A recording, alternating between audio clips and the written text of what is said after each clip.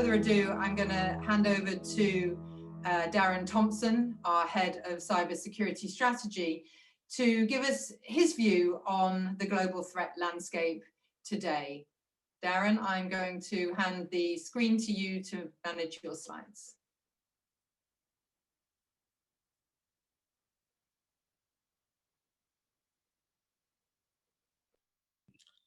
That's great. Thank you very much, Rebecca. It's a great pleasure to be with you all. I only wish we could be together physically again for our Foresight conference. Perhaps in the not too distant future that will happen. For those of you that haven't come across me before, my name's Darren Thomson. I'm the head of cybersecurity strategy at CyberCube.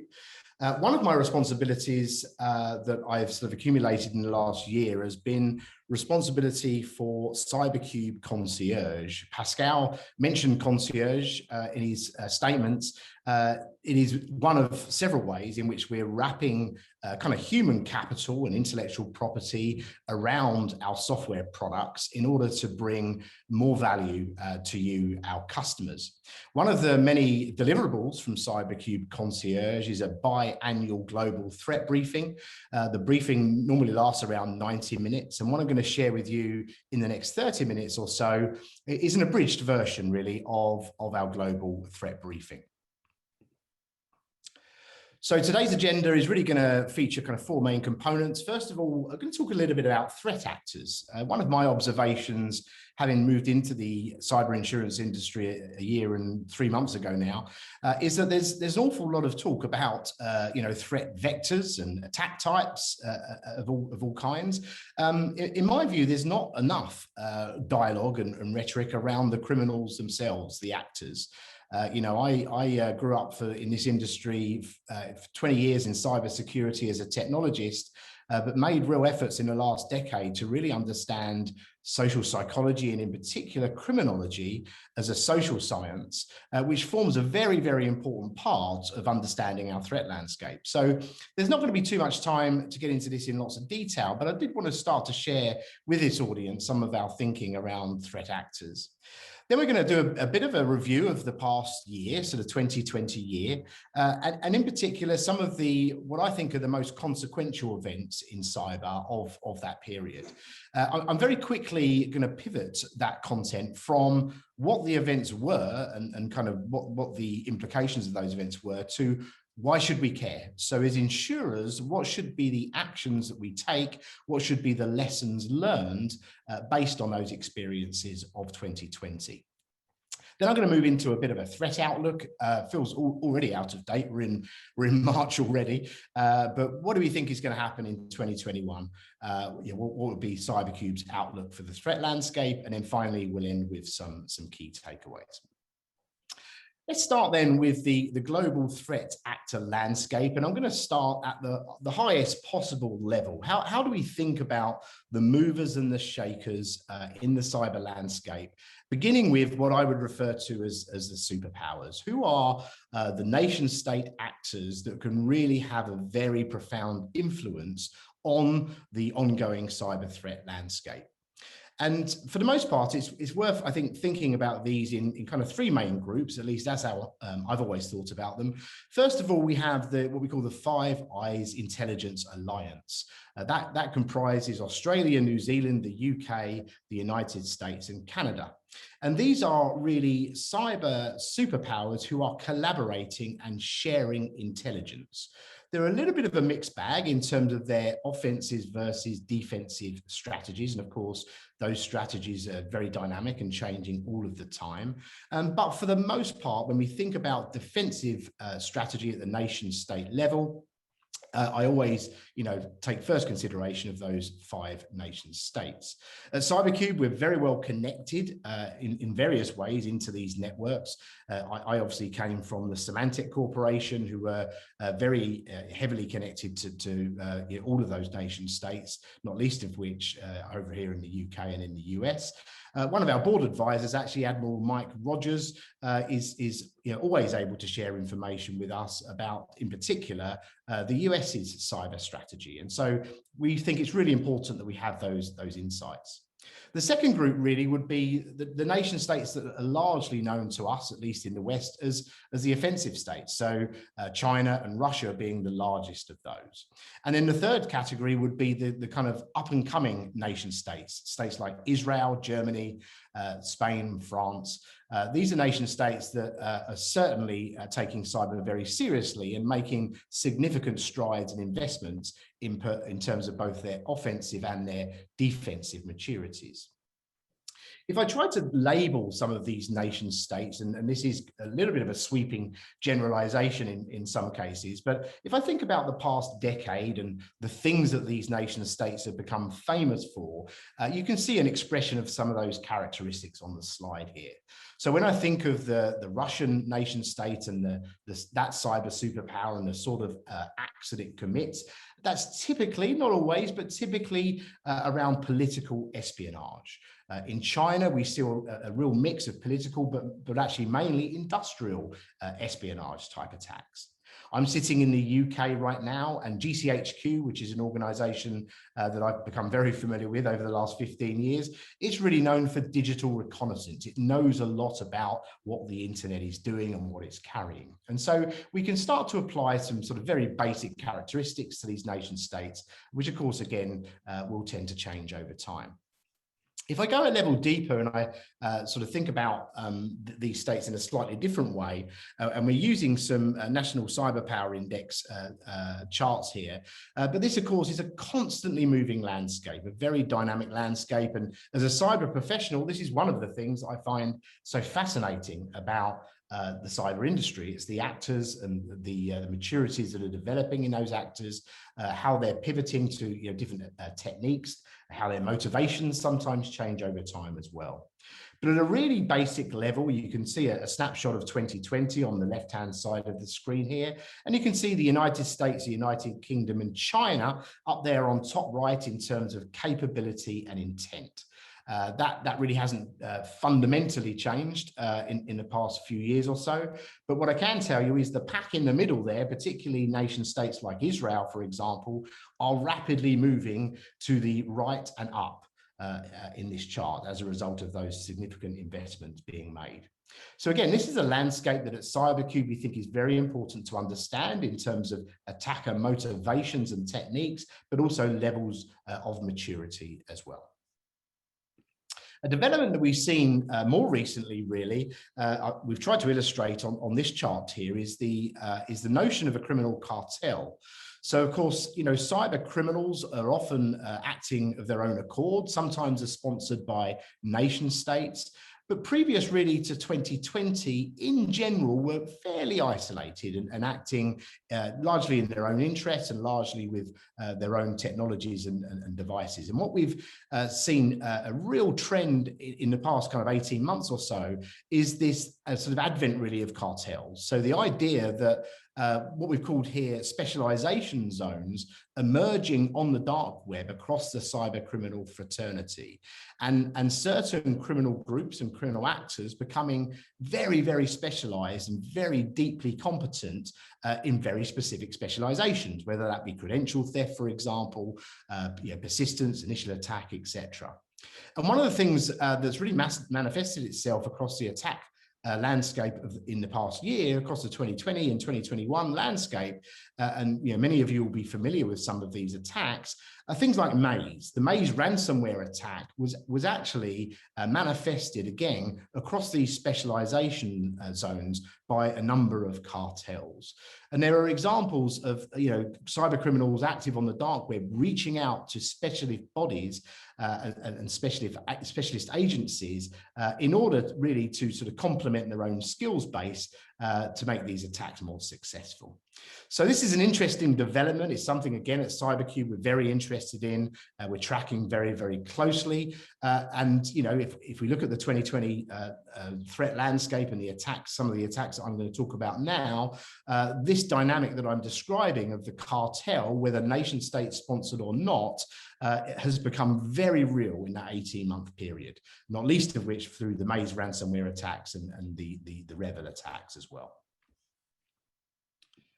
So moving on into that 2020 period then, when I think about the various attacks that we saw and the various dark web activity that we tracked and what our data signals were telling us across that period of time, there are really a few lessons, I think, to be learned. And I'm gonna go to an example to each of these lessons, but I'll quickly summarize the lessons on this slide, really. So first of all, the notion of a single point of failure, I think has now become very, very significant for the criminals, but also for cyber defenders and insurers. We really need to be taking the topic of single point of failure very seriously indeed. We're going to talk a little bit about the SolarWinds attack, of course. We'll also talk a bit later in the presentation about more recent Microsoft Exchange server attacks. These are both excellent examples of criminals hunting down and manipulating and taking advantage of very, very significant single points of failure in the global threat landscape. So single points of failure is something that we should be, number one, understanding, and number two, analyzing in terms of, in the case of insurers, what our clients are reliant on. Where are their dependencies? Are they over dependent on certain single points of failure? Second lesson here really is around, in particular, ransomware gangs. You know, I've been tracking ransomware for a decade now. The teams that I managed at Symantec were pretty much obsessed with ransomware most of their time. And we saw a real trend, I guess, in the 2017 and 18 period away from consumer ransomware, so ransomware attacking me as an individual on my laptop, very much into sort of the enterprise ransomware category. There was a dawning recognition in around 2017-18 that actually going after $500 as a ransomware payment was kind of hard work, involved a lot of cycles. Much better idea to go after some of the enterprises who are prepared actually to go into much deeper pockets and perhaps pay out millions or even tens of millions of dollars worth of ransom. So that trend continued in 2020. We're going to talk about some of those attacks. But the Fortune 500 is very much at risk of ransomware right now. And one thing we'll talk about later is how ransomware has developed really to make it successful in that particular landscape. We're going to talk a little bit about social media attacks as well. We're going to talk about an attack that happened on Twitter last June. The attack itself was fairly significant, but I think there are some lessons to be learned from the potential implications of a major social media company being hacked. Those implications are both financial and, very importantly, I think, political as well. We'll talk a little bit about how hackers tend to now smell the blood in the water after an attack. So where a business suffers a breach, a criminal has been successful in attacking them, there appears quite quickly a rather large target on that organization, because other criminals recognize that there's a soft underbelly to go after and will very often take advantage of that. And lastly, we're going to talk about cloud. Many of you on the call today have worked with me in my capacity as a cyber professional, and will know that I'm very passionate about cloud risk. That risk manifests itself in a number of ways. We're going to talk about all of them today. But you know, if I was going to place a bet in terms of where sort of aggregated risk is likely to appear, you know, reliance on the cloud is a very, very important topic. And so we're going to give an example of that.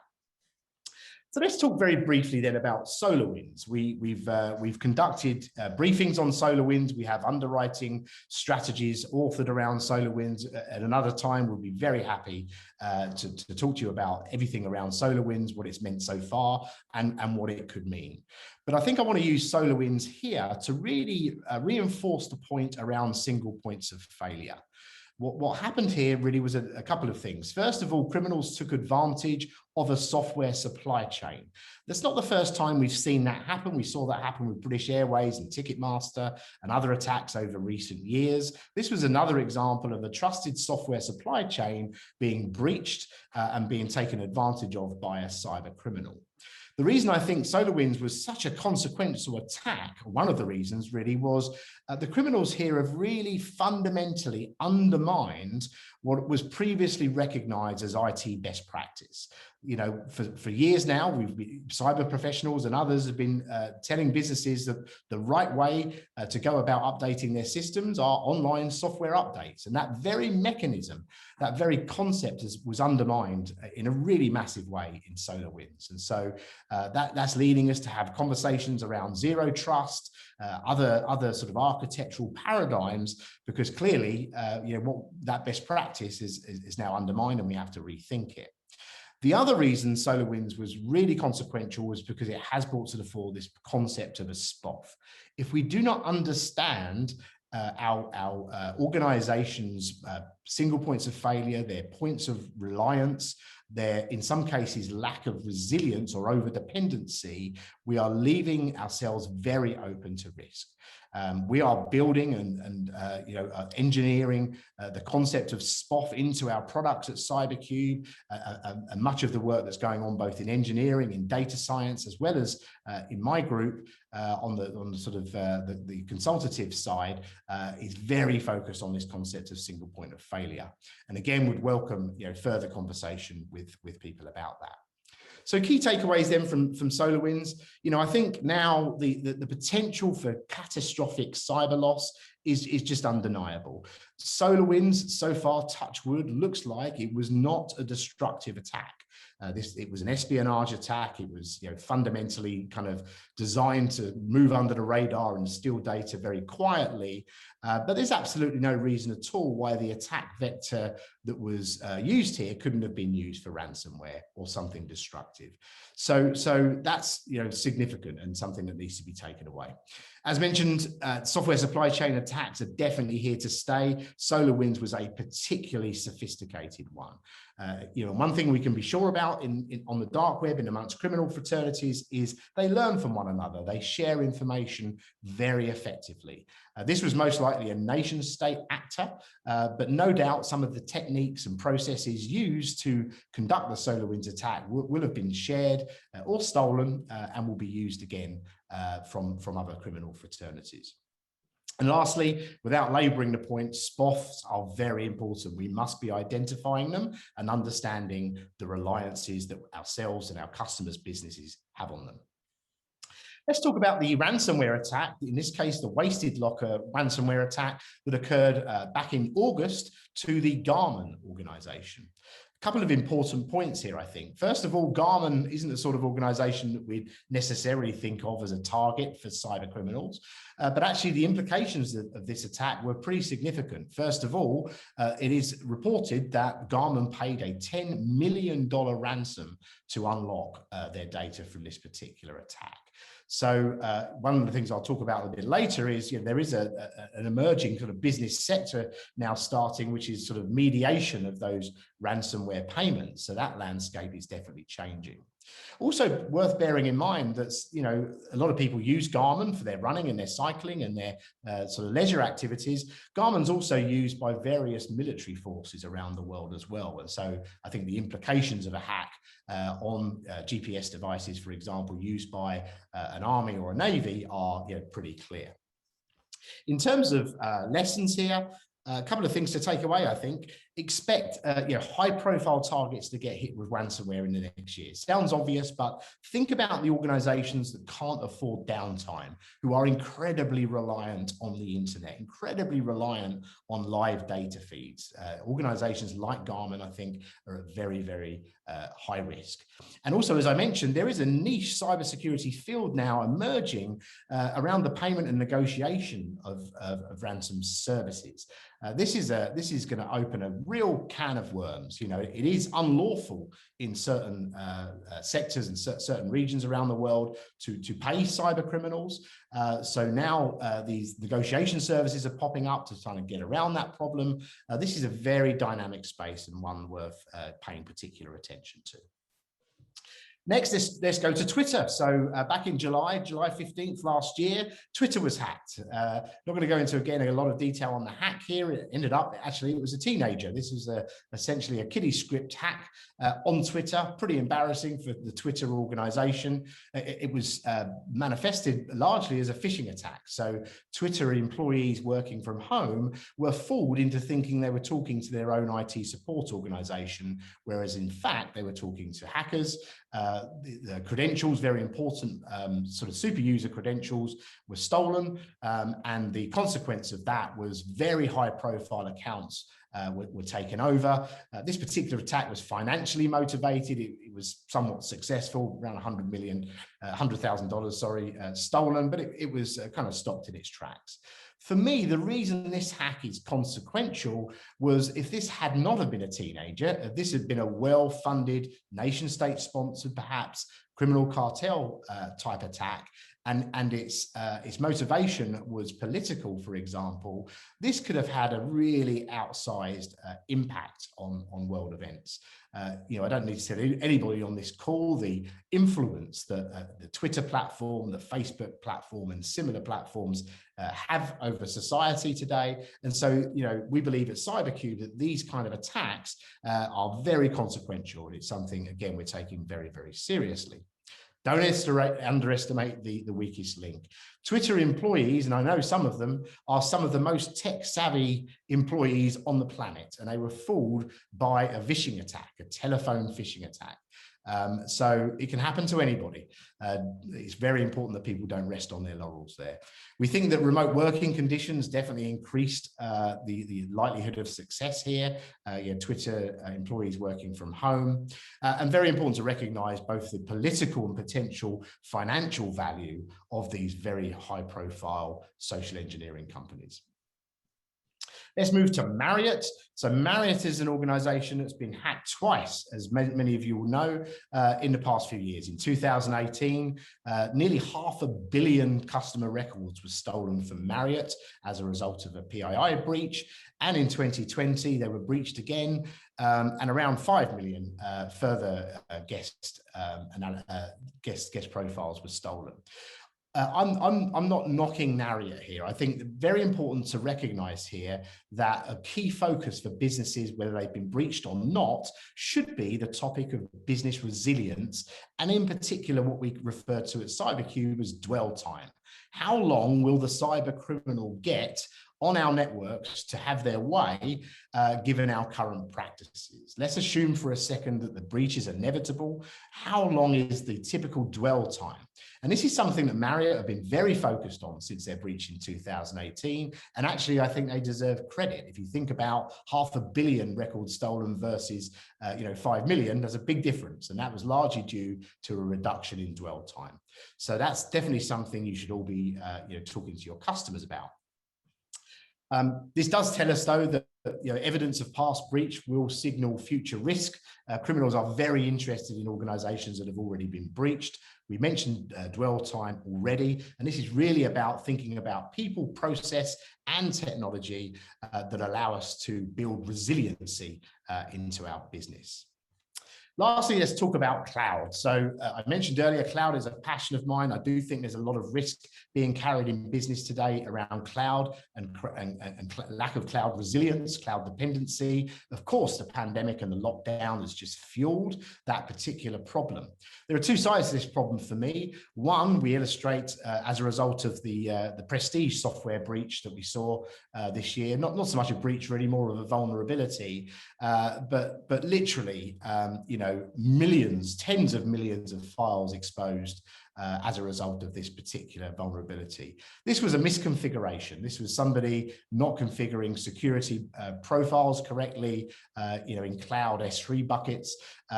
Easily done, happens all the time. Huge exposure to PII.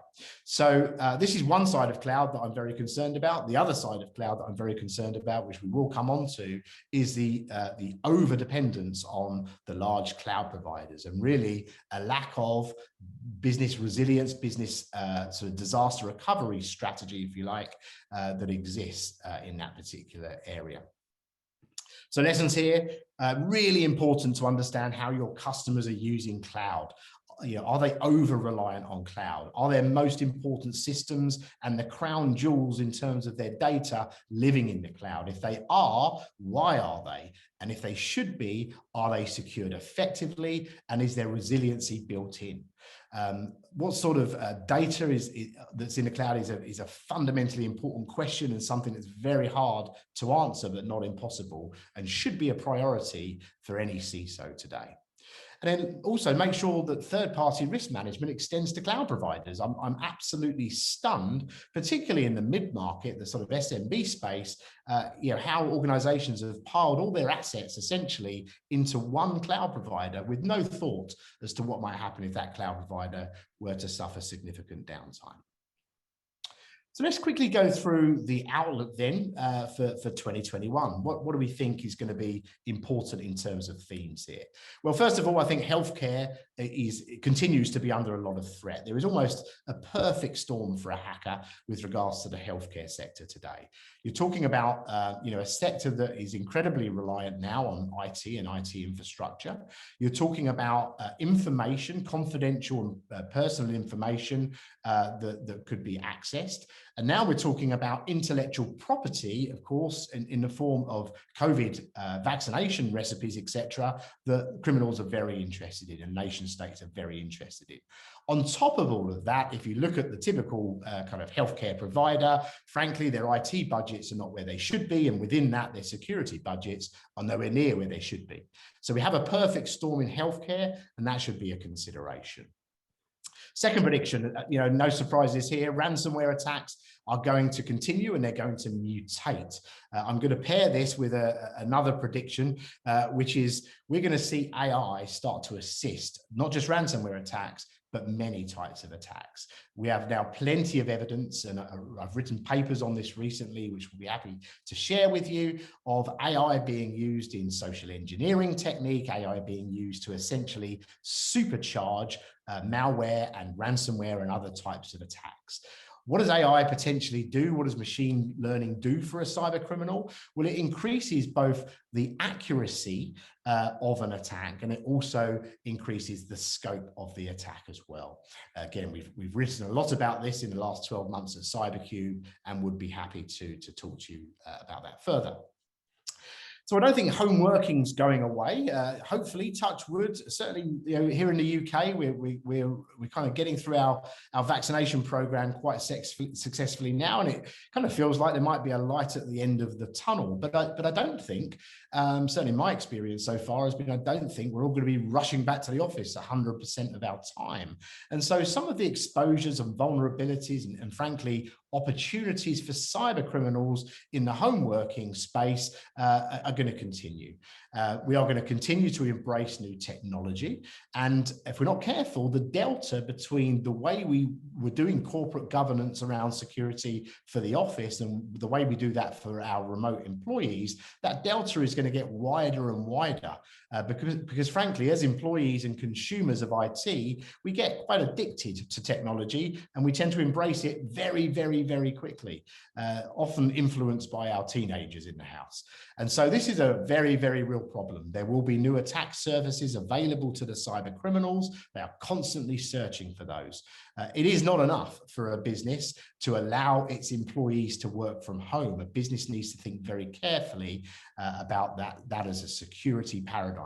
So what does that mean? Well, I think we're going to start to see the adoption of more zero trust principle in home working. But frankly, we in many cases need to get back to basics. Have the routers in the household been password protected properly? Are they updating their firmware regularly? These are real kind of housekeeping basics that still many, many employees that are working in some cases for very mature enterprise organizations are still not taken care of. So this continues to be an opportunity for the cyber criminal and a risk to all of us.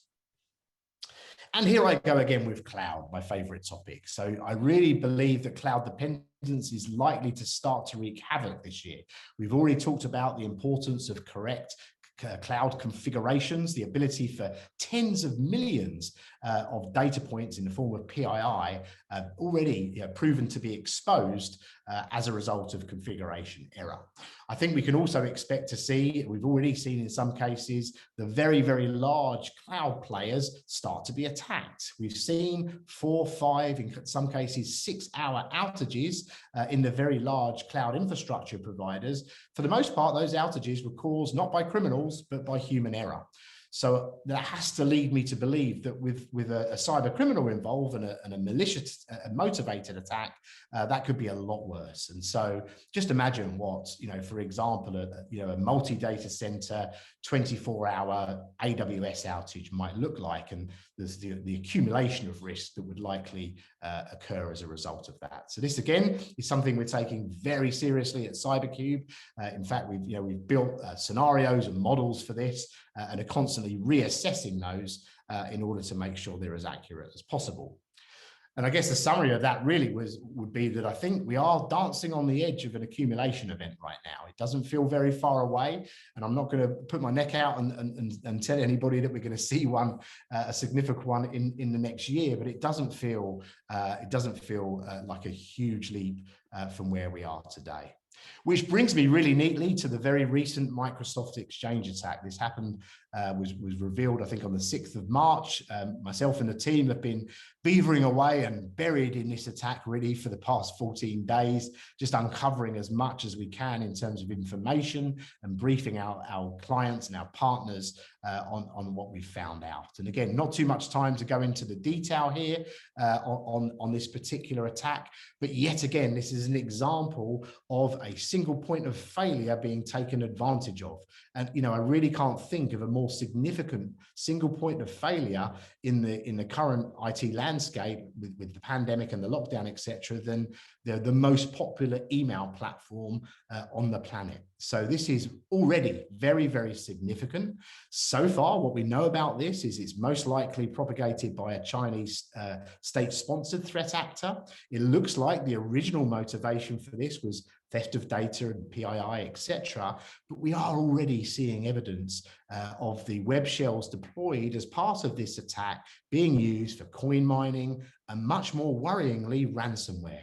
Now, with the SPOF of this kind, with the amount of attack surfaces available to the cyber criminal, a ransomware event leveraging this kind of sophisticated attack could easily be an accumulation event. And so that's why we're at CyberCube, we're currently somewhat obsessed with this particular attack and spending, a fair proportion of our time analyzing it day by day.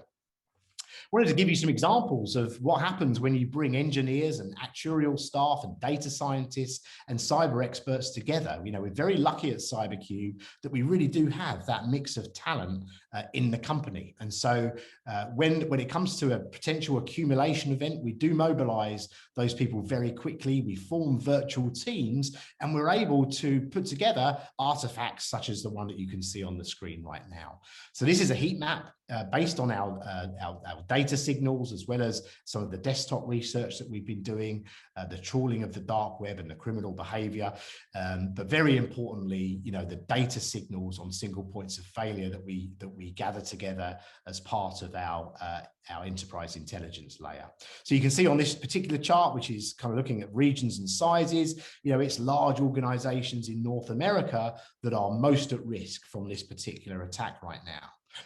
This chart here, slightly different, slightly busy. You probably can't see too much of the text there, but this is really looking by industry and region. So where do we think the biggest risks are occurring by industry or region for this particular attack? So again, these sorts of artifacts, this kind of thinking is something that all of you as CyberCube clients should be taking advantage of through things like the CyberCube Academy, our consulting organization, and the CyberCube Concierge service that we use to wrap our cyber talent around the products in our portfolio. So just finishing up on, the potential catastrophic event, you just got to look at the timeline here. I've just taken this back to 2017 and kind of mapped some of those significant events that we started to see. And you can see both in terms of scope of attack in terms of kind of potential impact and value to the criminal, and financial as well as business impacts. Those impacts just getting bigger and bigger and bigger year on year. And so, I think if you predict this forward, if you start to extrapolate this, it's not a huge leap of faith to believe we're very close to something very significant for the insurance community. So let me just finish up on some key takeaways then. So first of all, be very cognizant of enterprise ransomware. I don't think I need to tell anybody on this call about that. Be mindful though that AI is starting to supercharge those types of attacks. Attackers are going after the Fortune 500, and they are constantly innovating and introducing new technique to make those attacks more accurate and more successful. So certainly ransomware, we believe is not going away, and something we should all be tracking very, very closely. Identify the single points of failure in your client's infrastructure. So in particular in cloud, is there an over-dependence in some cases of particular SPOFs? Leverage technology to help you understand that, not least of which CyberCube's technology. We're now introducing our SPOF technology into our products. Please ask your CyberCube representatives to talk to you about that if they're not already. Are employees as safe at home as they were in the office? What is the plan now? This is not a blip. This is the working from home thing is not going away. Even if we throttle back on the amount of people working from home full time, there needs to be a strategy and a plan here over the long term. And so that is something I would be asking your customers about. Those of you that are underwriting in healthcare at a significant level should be very cognizant of those particular risks. I've mentioned artificial intelligence and machine learning already, and you know how I feel about cloud. So with that, I'm about out of time. I really thank you for your time and for your attention, and I look forward to speaking with you all perhaps via the Q&A sessions a bit later on. And with that, back to Rebecca.